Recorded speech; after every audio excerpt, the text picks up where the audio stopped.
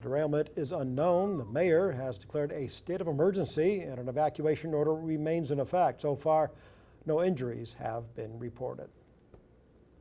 Wow. Time now for a look at the weather. Wow. You heard him here. Robert Suhr joining us right now. And yeah, it's quite a scene there. Yeah, I mean, you hear the governor, whoever's declared a state of emergency, and you look at that scene and you go, really? Yeah, that's you it. Think? Yeah. It's a disaster. East Palestine, Ohio is outside of Wheeling, West Virginia, which is not far from Pittsburgh in western Pennsylvania. So that's a big story out there. Big story, back in my no doubt. hometown. Well, our big story obviously last week was the weather, of course, on and on. We lived through Groundhog Day, basically, the movie, where it was ice storm, nothing, ice storm, Good nothing. point. It was over and over and over again. Thankfully, though, we get a break for the next couple of days. There's Fayetteville. You can see the cross on Mount Sequoia. 52 in Fayetteville. Whoa, check those numbers. An above average day. Look out. It was really warm on this day in 2008. It was 76, but 9 below zero is the temperature we were waking up to in 1996 on this morning. That's a cold start. Fort Smith, not too cold tonight. We also got to 56, 2 degrees above average. Record of 79 set back in 2008. Our average temperatures are actually starting to creep up now. We're heading the other direction. We're getting more daylight, more sunlight, more daytime heating, so those average temperatures go up. And it was a warm January, way above average temperatures.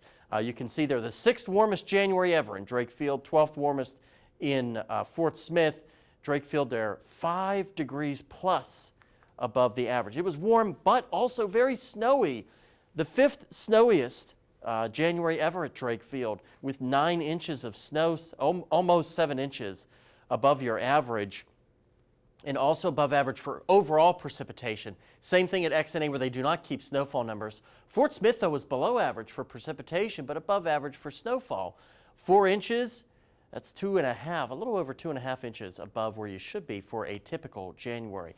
We're still above average for our temperatures right now. We're in the mid to upper 40s.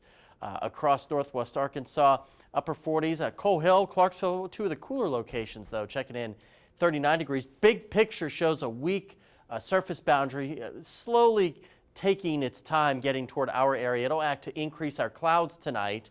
Really won't do much of anything else. By tomorrow, clouds are going to do the opposite. They'll start to decrease. We'll be left with lots of sunshine and very light winds by the afternoon. Great day for a walk or a run. Take your kids out, take the furry friend out maybe for a walk around Lake Atalanta.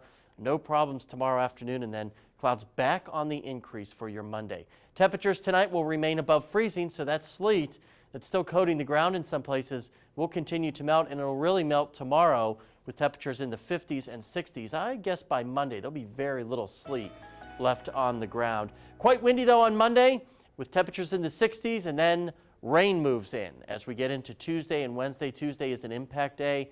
Less certain on the rain for Wednesday, but pretty certain for Tuesday. Then we start to cool off heading toward the end of the week with a little bit of wintry weather possible. That's the thing we're keeping our eyes on.